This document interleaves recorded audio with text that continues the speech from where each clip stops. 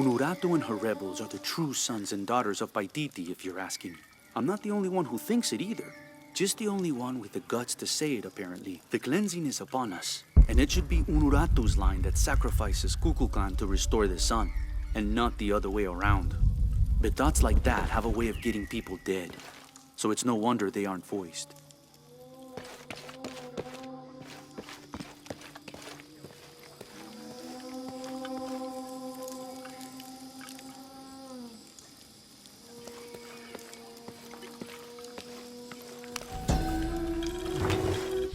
Ceremonial whistle used during human sacrifices.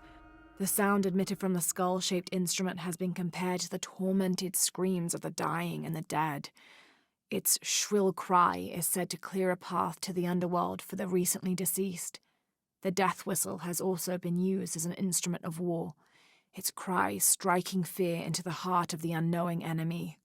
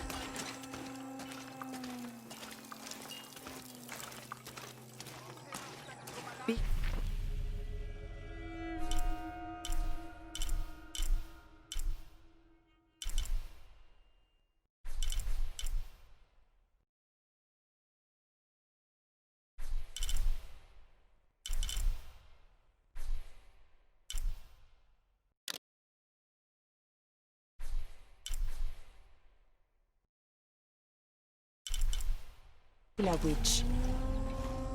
Hey!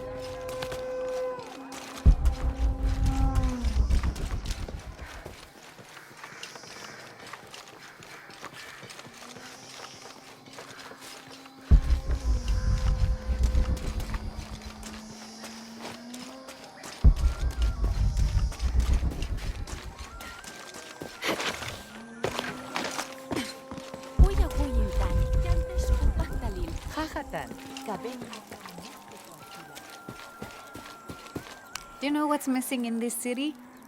Love. It used to drift on the air, like the scent of hibiscus. That scent went away when Unuratu's husband Sairi died. Theirs was an infectious love. Everywhere they went, they were locked in hand. They would shop the markets together on sunny days like today, and I could swear the stalls would brighten just a bit as they passed. I had never seen two people more in love. I hope that once all of this fighting is over, that the scent of hibiscus will return.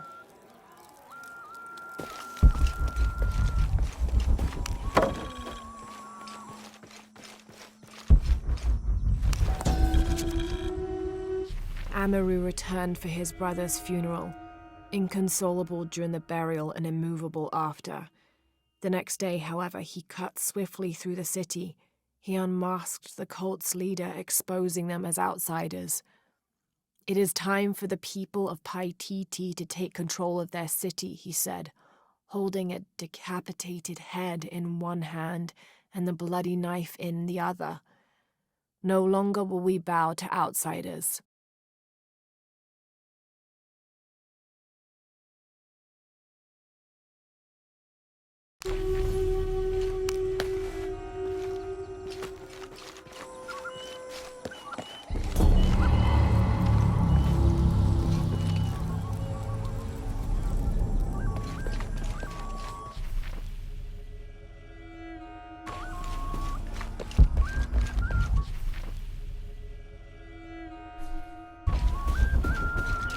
Laita que sokol yetelela. Ales tiokyo, cautales de guaquita. Inile. Hach, Oshama. Kupahtal. Uyutsu.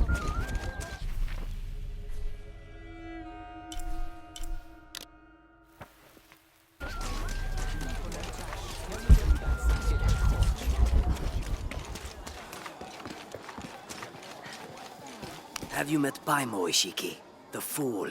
Thinks the gods punished him. Lazy bastard. Mila witch.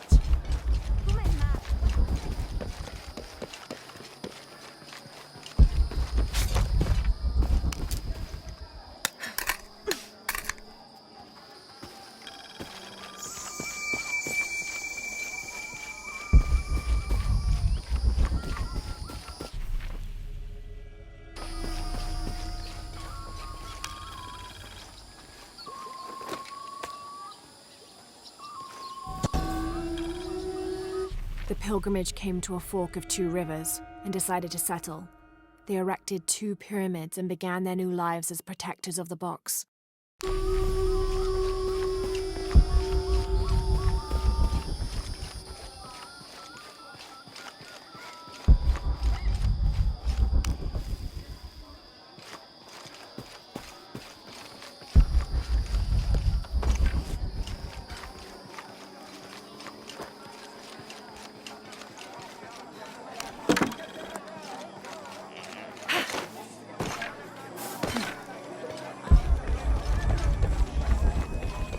Dani de kashotik, tunaksen taktume.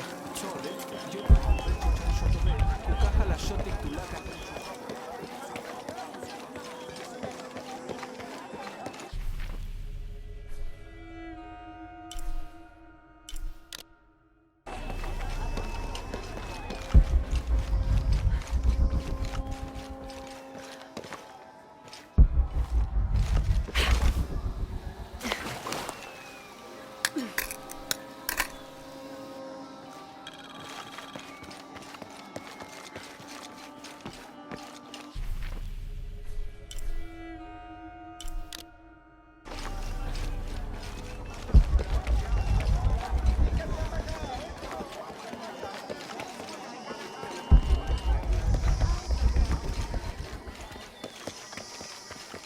I can see you, even if no one else can. Are you okay? No. Pisco the Dead took my dice, and no one believes me.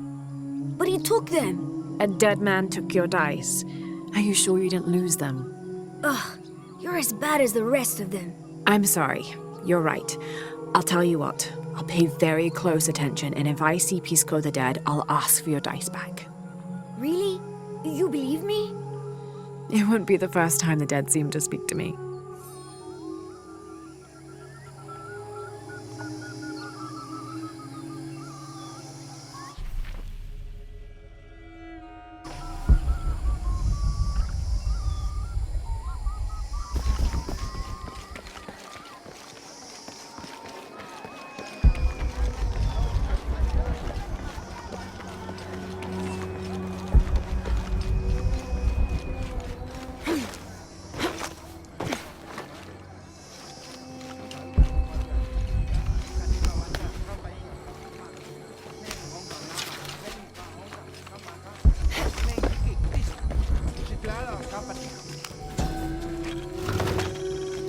The people of the Andes have been perfecting the art of weaving for thousands of years. This chuspas is a wonderful example. Woven of llama or alpaca hair and traditionally used to carry cocoa leaves, it clearly highlights the weaver's skill. Beautiful.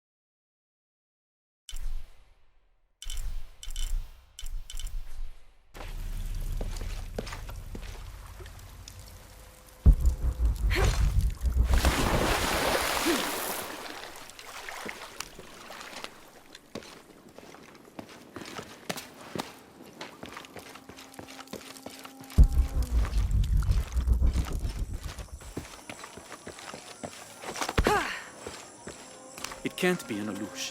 It has to be those children. Is something wrong? Huh? Oh, yes. Something is terribly wrong. Every morning, I wake up and everything in my house has been moved. You said something about an Aluch. Oh, no, you too? Alush aren't real. It's the children. They enjoy tormenting me. You could block the entry, then they couldn't get in. I tried that. They still found a way in. Maybe I should just move.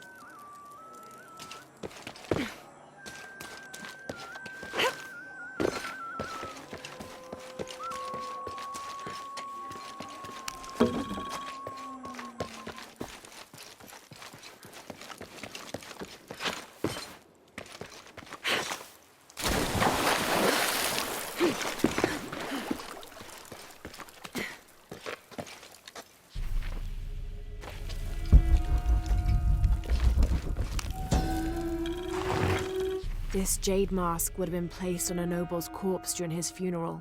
The artisans were reputedly able to create an almost exact likeness of the wearer.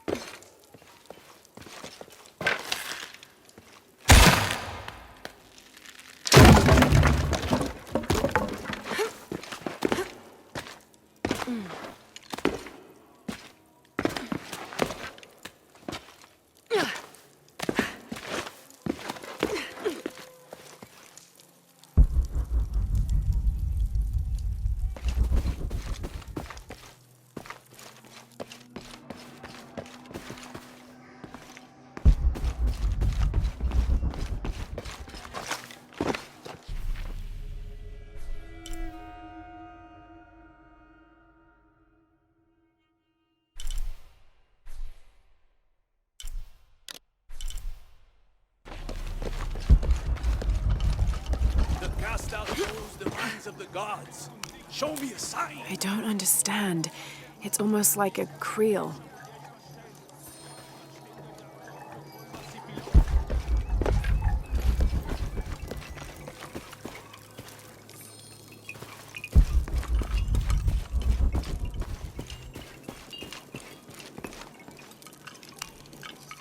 Are you Pisco the Dead? You can see me?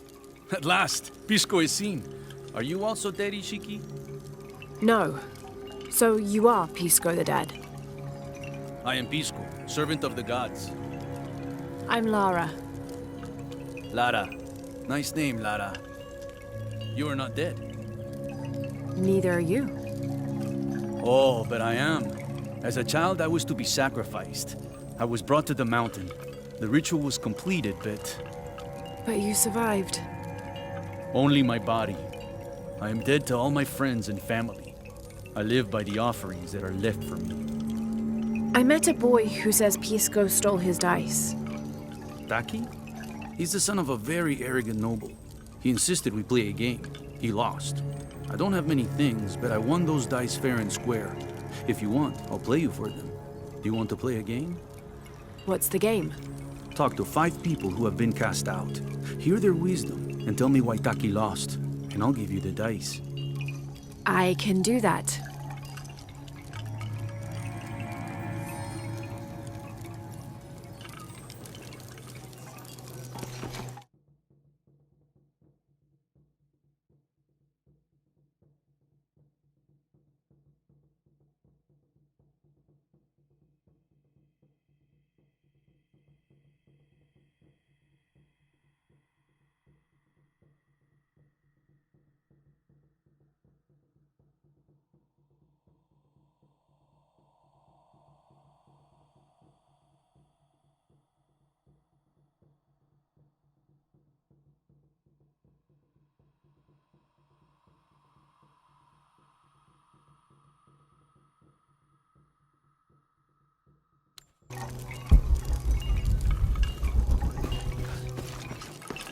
The outcasts need only an ear to share their stories.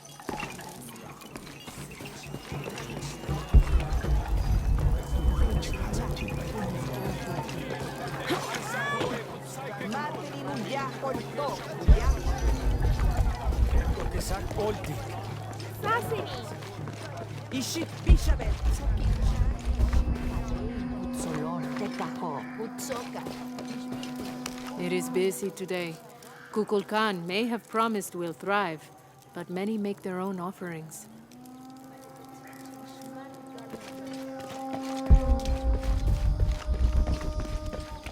Unuratu and her rebels are the true sons and daughters of Paititi, if you're asking.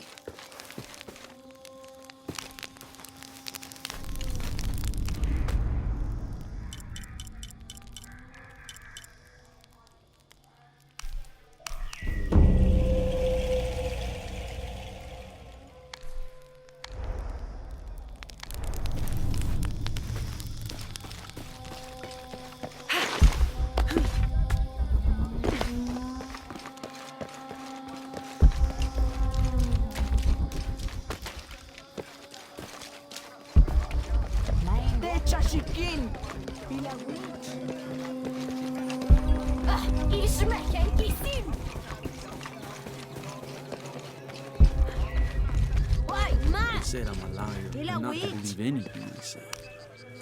Hello? Pisco sent me. Ah, did he? Did you say you were cast out for lying? No, Ishiki. I was cast out for telling the truth. That was my mistake. What happened? Should I say I've never seen an outsider? If no one believes the truth, it never happened. What outsiders? They dress in black and have strange weapons. They hide gold. I told the cult about the gold and the outsiders. They cast me out for lying. Lying? The gold was for them. One day, the cult will be exposed for its hypocrisy. So what do you do now? I lost everything, Ishiki. My position, power, reputation. But it took me losing all that to finally see. I had no purpose, no calling. And you found one? Yes, I serve the future by protecting the past. Queen Unuratu's line are the rightful rulers of Paititi, not the cult of Kukulkan. Everything I see, everything I hear, everything I know now helps the rebellion. A worthy cause. I send people to steal the gold shipments the outsiders deliver from time to time. They never change the drop-off point. Sounds like you're making a difference in a lot of people's lives. Thank you for sharing. It was nice talking with you. You too, Ishiki.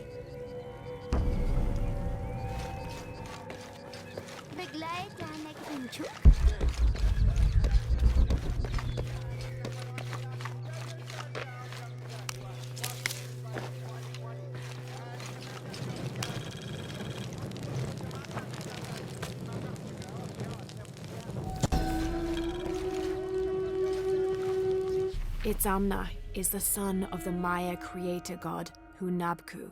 He was the god of education, responsible for inventing writing and books.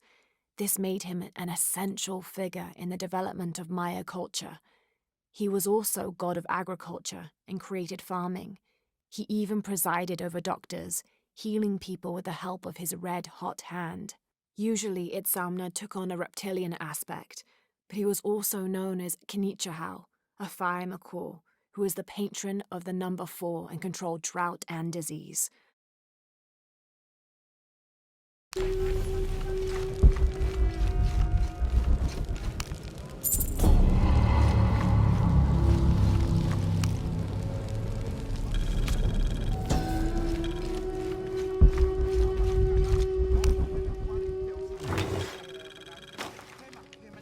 The Paititians made peace with each other and followed Yaskar Yahweh, recently acclaimed as emperor, to a site in the mountains to begin anew, certain they will not make the same mistakes as those before them.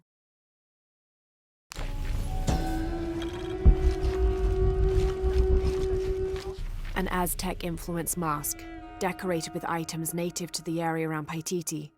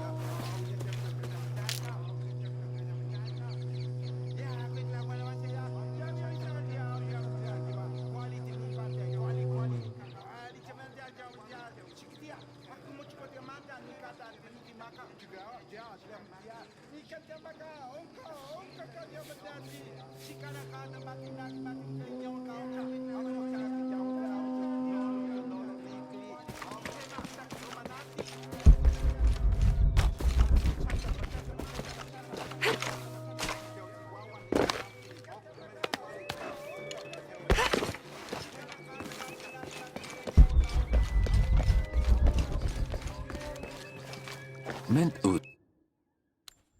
Titenjan chahi.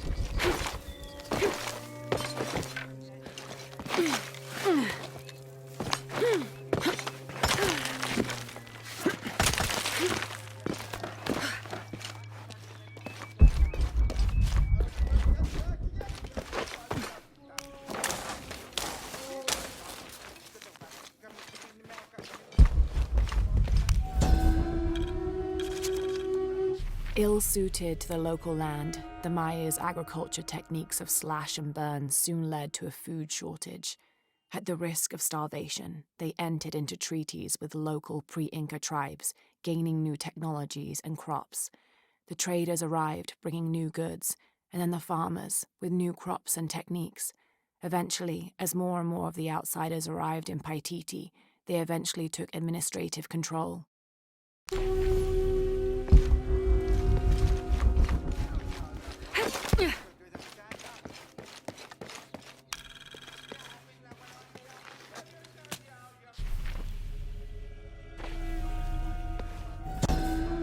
Maya and Inca stood shoulder to shoulder against their brothers on one side, those who wished to retreat and start fresh, and those who wished to expand and conquer neighboring territories.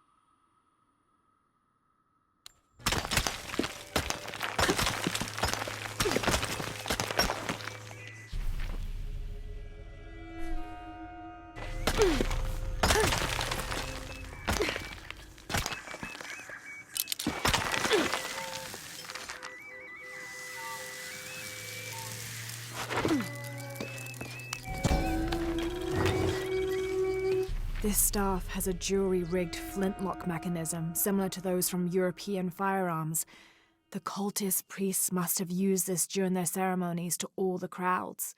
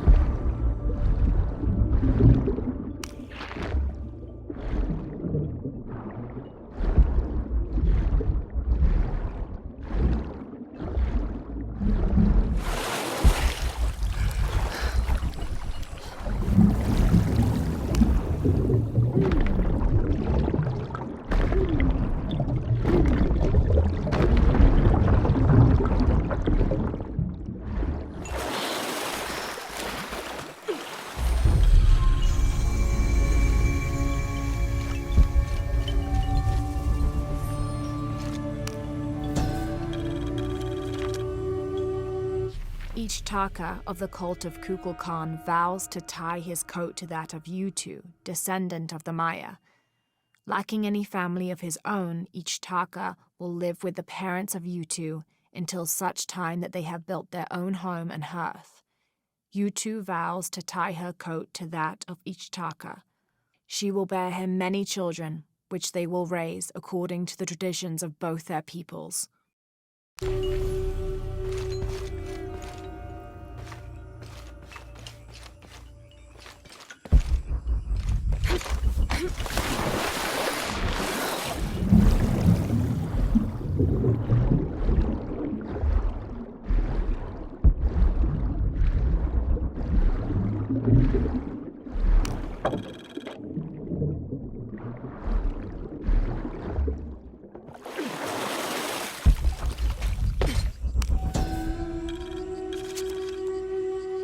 Villager claims to have seen a strange creature in the streets. They followed it to a walled-in alley where it disappeared. Citizen describes similar experience in Upper City. Woke to discover something trying to climb in a second-story window. When she yelled, it dropped to the street and disappeared. We'll continue to monitor.